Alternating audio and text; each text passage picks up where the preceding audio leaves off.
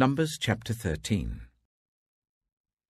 The Lord said to Moses, "Send some men to explore the land of Canaan, which I am giving to the Israelites. From each ancestral tribe send one of its leaders." So at the Lord's command Moses sent them out from the desert of Paran. All of them were leaders of the Israelites. These are their names. From the tribe of Reuben, Shammua, son of Zakkar. From the tribe of Simeon, Shaphat, son of Hori. From the tribe of Judah, Caleb, son of Jephunneh. From the tribe of Issachar, Igal, son of Joseph. From the tribe of Ephraim, Hoshea, son of Nun. From the tribe of Benjamin, Paltai, son of Raphu. From the tribe of Zebulun, Gadiel, son of Sodai. From the tribe of Manasseh, a tribe of Joseph, Gadai, son of Suzai. From the tribe of Dan, Amiel, son of Gemalli. From the tribe of Asher, Sethur, son of Michael. From the tribe of Naphtali, Nabai, son of Vusai. From the tribe of Gad, Geuel, son of Machai. These are the names of the men Moses sent to explore the land. Moses gave Hoshea, son of Nun, the name Joshua. When Moses sent them to explore Canaan, he said, "Go up through the Negev and on into the hill country. See what the land is like and whether the people who live there are strong or weak, few or many. What kind of land do they live in? Is it good or bad? What kind of towns do they live in? Are they unwalled or fortified? How is the soil? Is it fertile or poor? Are there trees in it or not? Do your best to bring back some of the fruit of the land." It was the season for the first ripe grapes. So they went up and explored the land from the desert of Zin as far as Rehob, towards Lebo-Hamath. They went up through the Negev and came to Hebron, where Ahiman, Sheshai, and Talmai, the descendants of Anak, lived. Hebron had been built 7 years before Zoan in Egypt. When they reached the valley of Eshcol, they cut off a branch bearing a single cluster of grapes. 2 of them carried it on a pole between them, along with some pomegranates and figs. That place was called the Valley of Eshcol because of the cluster of grapes the Israelites cut off there. At the end of 40 days they returned from exploring the land. They came back to Moses and Aaron and the whole Israelite community at Kadesh in the desert of Paran. There they reported to them and to the whole assembly and showed them the fruit of the land. They gave Moses this account: "We went into the land to which you sent us, and it does flow with milk and honey. Here is its fruit. But the people who live there are powerful, and the cities are fortified and very large. We even saw descendants of Anak there. The Amalekites live in the Negev. The Hittites, Jebusites, and Amorites live in the hill country, and the Canaanites live near the sea and along the Jordan." Then Caleb silenced the people before Moses and said, "We should go up and take possession of the land, for we can certainly do it." But the men who had gone up with him said, "We can't attack those people. They are stronger than we are." And they spread among the Israelites a bad report about the land they had explored. They said, "The land we explored devours those living in it.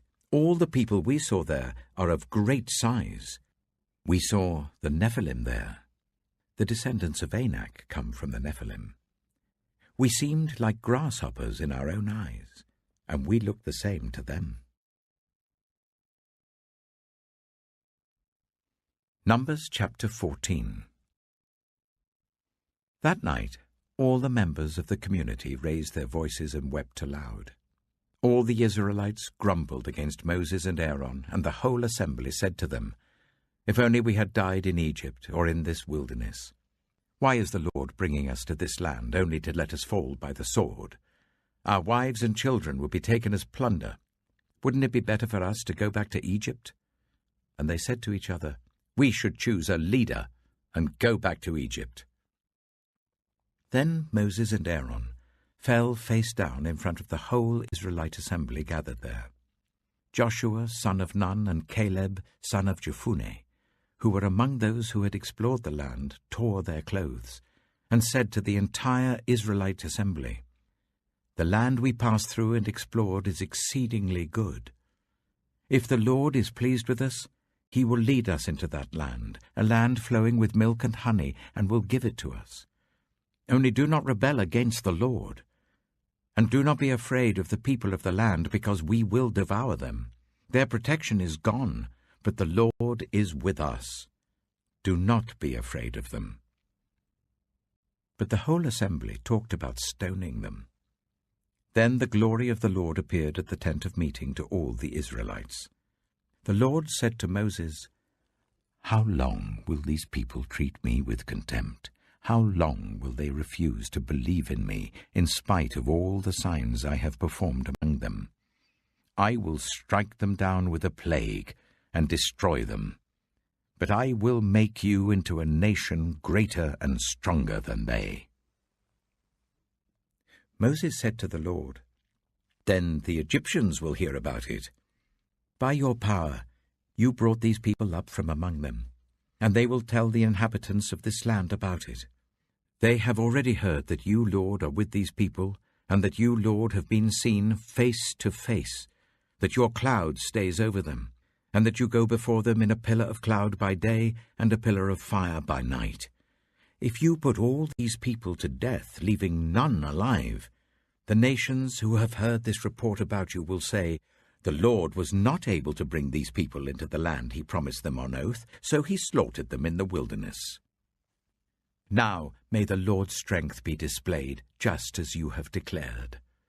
The Lord is slow to anger, abounding in love, and forgiving sin and rebellion. Yet he does not leave the guilty unpunished. He punishes the children for the sin of the parents to the third and fourth generation. In accordance with your great love, forgive the sin of these people, just as you have pardoned them from the time they left Egypt until now." The Lord replied, "I have forgiven them as you asked.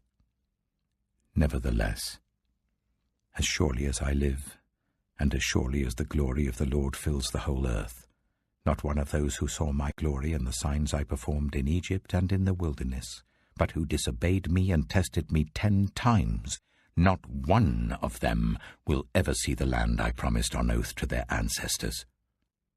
No one who has treated me with contempt will ever see it. But because my servant Caleb has a different spirit and follows me wholeheartedly, I will bring him into the land he went to, and his descendants will inherit it. Since the Amalekites and the Canaanites are living in the valleys, turn back tomorrow and set out towards the desert, along the route to the Red Sea."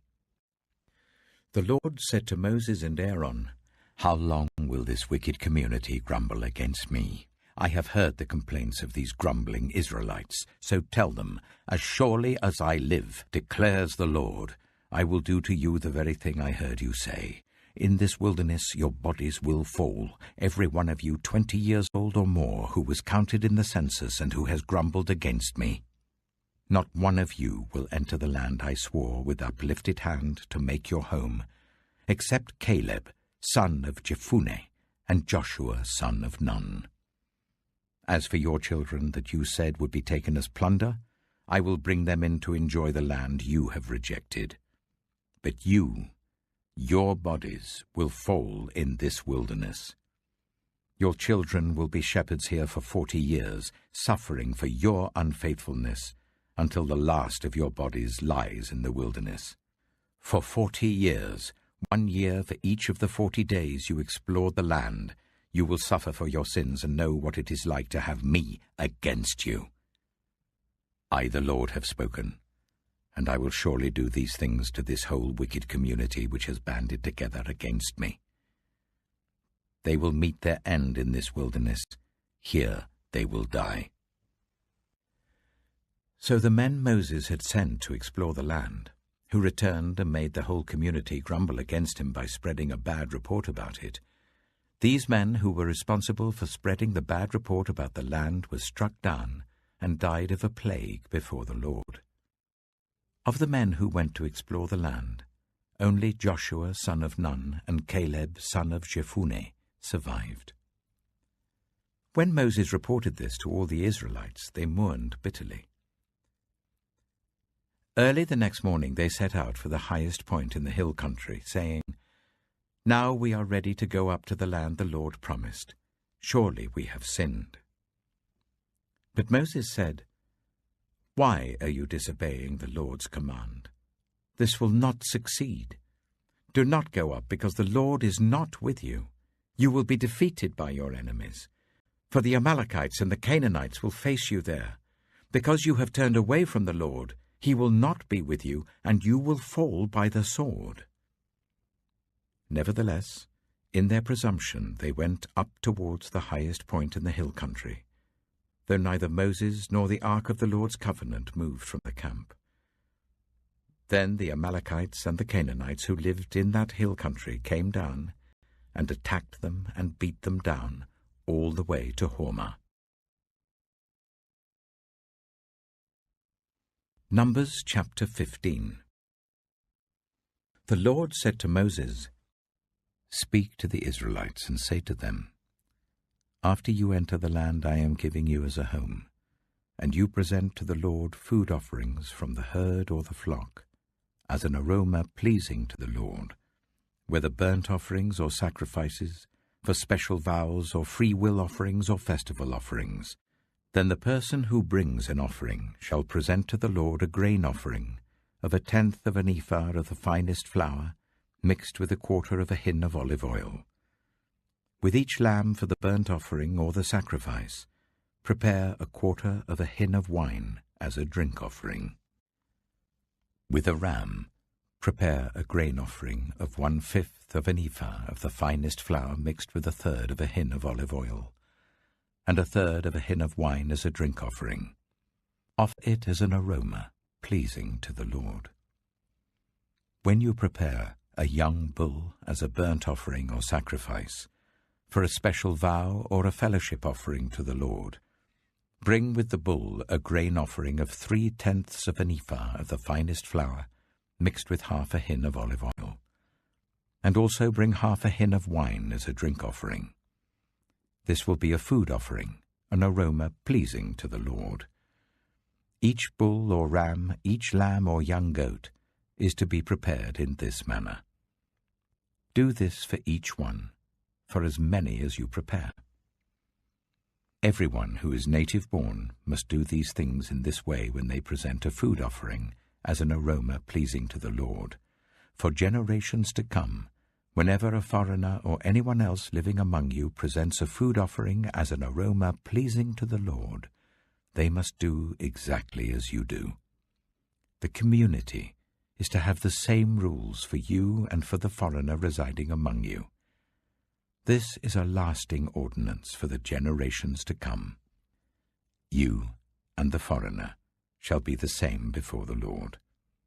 The same laws and regulations will apply both to you and to the foreigner residing among you. The Lord said to Moses, "Speak to the Israelites and say to them, When you enter the land to which I am taking you, and you eat the food of the land, present a portion as an offering to the Lord. Present a loaf from the first of your ground meal, and present it as an offering from the threshing floor. Throughout the generations to come, you are to give this offering to the Lord from the first of your ground meal. Now, if you as a community unintentionally fail to keep any of these commands the Lord gave Moses, any of the Lord's commands to you through him, from the day the Lord gave them and continuing through the generations to come, and if this is done unintentionally without the community being aware of it, then the whole community is to offer a young bull for a burnt offering as an aroma pleasing to the Lord, along with its prescribed grain offering and drink offering, and a male goat for a sin offering. The priest is to make atonement for the whole Israelite community, and they will be forgiven, for it was not intentional, and they have presented to the Lord for their wrong a food offering and a sin offering. The whole Israelite community and the foreigners residing among them will be forgiven, because all the people were involved in the unintentional wrong. But if just one person sins unintentionally, that person must bring a year-old female goat for a sin offering. The priest is to make atonement before the Lord for the one who erred by sinning unintentionally, and when atonement has been made, that person will be forgiven. One and the same law applies to everyone who sins unintentionally, whether a native-born Israelite or a foreigner residing among you. But anyone who sins defiantly, whether native-born or foreigner, utters blasphemy against the Lord and must be cut off from the people of Israel. Because they have despised the Lord's word and broken his commands, they must surely be cut off. Their guilt remains on them. While the Israelites were in the wilderness, a man was found gathering wood on the Sabbath day. Those who found him gathering wood brought him to Moses and Aaron and the whole assembly, and they kept him in custody because it was not clear what should be done to him. Then the Lord said to Moses, "The man must die. The whole assembly must stone him outside the camp." So the assembly took him outside the camp and stoned him to death, as the Lord commanded Moses. The Lord said to Moses, "Speak to the Israelites and say to them, throughout the generations to come, you are to make tassels on the corners of your garments, with a blue cord on each tassel. You will have these tassels to look at, and so you will remember all the commands of the Lord, that you may obey them and not prostitute yourselves by chasing after the lusts of your own hearts and eyes. Then you will remember to obey all my commands and will be consecrated to your God.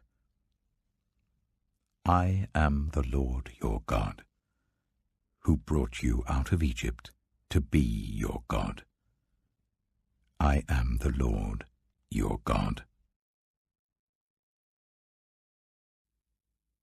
Mark chapter 9.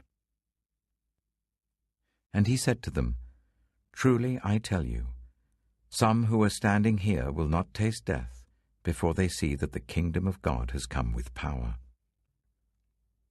After 6 days, Jesus took Peter, James, and John with him and led them up a high mountain, where they were all alone.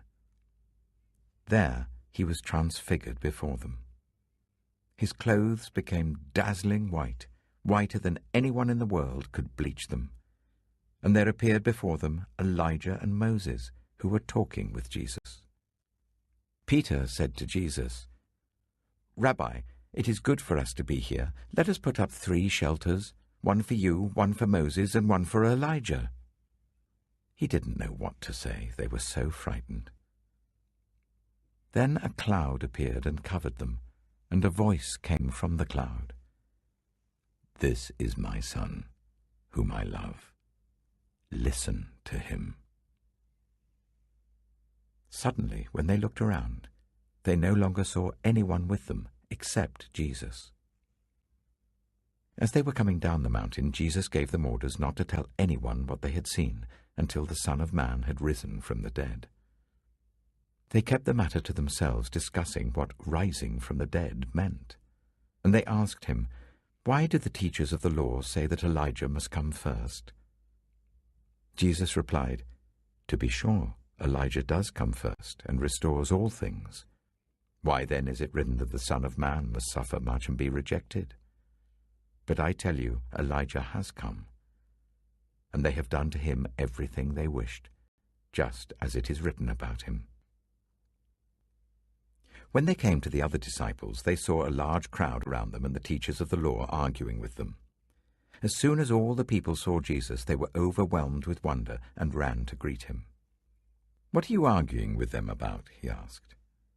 A man in the crowd answered, "Teacher, I brought you my son, who is possessed by a spirit that has robbed him of speech. Whenever it seizes him, it throws him to the ground. He foams at the mouth, gnashes his teeth, and becomes rigid. I asked your disciples to drive out the spirit, but they could not." "You unbelieving generation," Jesus replied, "how long shall I stay with you? How long shall I put up with you? Bring the boy to me." So they brought him. When the spirit saw Jesus, it immediately threw the boy into a convulsion. He fell to the ground and rolled around, foaming at the mouth. Jesus asked the boy's father, "How long has he been like this?" "From childhood," he answered. "It has often thrown him into fire or water to kill him. But if you can do anything, take pity on us and help us." "If you can," said Jesus. "Everything is possible for one who believes." Immediately the boy's father exclaimed, "I do believe. Help me overcome my unbelief." When Jesus saw that a crowd was running to the scene, he rebuked the impure spirit. "You deaf and mute spirit," he said, "I command you, come out of him and never enter him again." The spirit shrieked, convulsed him violently, and came out. The boy looked so much like a corpse that many said, "He's dead." But Jesus took him by the hand and lifted him to his feet, and he stood up. After Jesus had gone indoors, his disciples asked him privately, "Why couldn't we drive it out?" He replied, "This kind can come out only by prayer." They left that place and passed through Galilee. Jesus did not want anyone to know where they were, because he was teaching his disciples. He said to them, "The Son of Man is going to be delivered into the hands of men. They will kill him, and after 3 days he will rise." But they didn't understand what he meant, and were afraid to ask him about it. They came to Capernaum. When he was in the house, he asked them, "What were you arguing about on the road?" But they kept quiet because on the way they had argued about who was the greatest. Sitting down, Jesus called the 12 and said, "Anyone who wants to be first must be the very last and the servant of all." He took a little child whom he placed among them. Taking the child in his arms, he said to them, "Whoever welcomes one of these little children in my name welcomes me, and whoever welcomes me does not welcome me but the one who sent me." "Teacher," said John, "we saw someone driving out demons in your name, and we told him to stop because he was not one of us." "Do not stop him," Jesus said, "for no one who does a miracle in my name can in the next moment say anything bad about me. For whoever is not against us is for us. Truly I tell you, anyone who gives you a cup of water in my name, because you belong to the Messiah, will certainly not lose their reward. If anyone causes one of these little ones, those who believe in me, to stumble, it would be better for them if a large millstone were hung around their neck and they were thrown into the sea. If your hand causes you to stumble, cut it off. It's better for you to enter life maimed than with 2 hands to go into hell, where the fire never goes out. And if your foot causes you to stumble, cut it off. It's better for you to enter life crippled than to have 2 feet and be thrown into hell. And if your eye causes you to stumble, pluck it out. It's better for you to enter the kingdom of God with 1 eye than to have 2 eyes and be thrown into hell, where the worms that eat them do not die, and the fire is not quenched. Everyone will be salted with fire. Salt is good, but if it loses its saltiness, how can you make it salty again? Have salt among yourselves and be at peace with each other. Psalm 52. Why do you boast of evil, you mighty hero? Why do you boast all day long, you who are a disgrace in the eyes of God? You who practice deceit, your tongue plots destruction. It is like a sharpened razor. You love evil rather than good, falsehood rather than speaking the truth. You love every harmful word, you deceitful tongue. Surely God will bring you down to everlasting ruin. He will snatch you up and pluck you from your tent. He will uproot you from the land of the living. The righteous will see and fear. They will laugh at you, saying, Here now is the man who did not make God his stronghold, but trusted in his great wealth and grew strong by destroying others. But I am like an olive tree flourishing in the house of God. I trust in God's unfailing love for ever and ever. For what you have done, I will always praise you in the presence of your faithful people, and I will hope in your name, for your name is good. Proverbs chapter 21. In the Lord's hand, the king's heart is a stream of water that he channels towards all who please him. A person may think their own ways are right, but the Lord weighs the heart. To do what is right and just is more acceptable to the Lord than sacrifice. Haughty eyes and a proud heart, the unploughed field of the wicked, produce sin. The plans of the diligent lead to profit, as surely as haste leads to poverty. A fortune made by a lying tongue is a fleeting vapor and a deadly snare. The violence of the wicked will drag them away, for they refuse to do what is right. The way of the guilty is devious, but the conduct of the innocent is upright. Better to live on a corner of the roof than share a house with a quarrelsome wife. The wicked crave evil. Their neighbors get no mercy from them. When a mocker is punished, the simple gain wisdom. By paying attention to the wise, they get knowledge. The righteous one takes note of the house of the wicked and brings the wicked to ruin. Whoever shuts their ears to the cry of the poor will also cry out and not be answered. A gift given in secret soothes anger, and a bribe concealed in the cloak pacifies great wrath. When justice is done, it brings joy to the righteous, but terror to evildoers. Whoever strays from the path of prudence comes to rest in the company of the dead. Whoever loves pleasure will become poor. Whoever loves wine and olive oil will never be rich. The wicked become a ransom for the righteous, and the unfaithful for the upright. Better to live in a desert than with a quarrelsome and nagging wife. The wise store up choice food and olive oil, but fools gulp theirs down. Whoever pursues righteousness and love finds life, prosperity, and honor. One who is wise can go up against the city of the mighty and pull down the stronghold in which they trust. Those who guard their mouths and their tongues keep themselves from calamity. The proud and arrogant person, mocker is his name, behaves with insolent fury. The craving of a sluggard will be the death of him, because his hands refuse to work. All day long he craves for more, but the righteous give without sparing. The sacrifice of the wicked is detestable, how much more so when brought with evil intent. A false witness will perish, but a careful listener will testify successfully. The wicked put up a bold front, but the upright give thought to their ways. There is no wisdom, no insight, no plan that can succeed against the Lord. The horse is made ready for the day of battle, but victory rests with the Lord.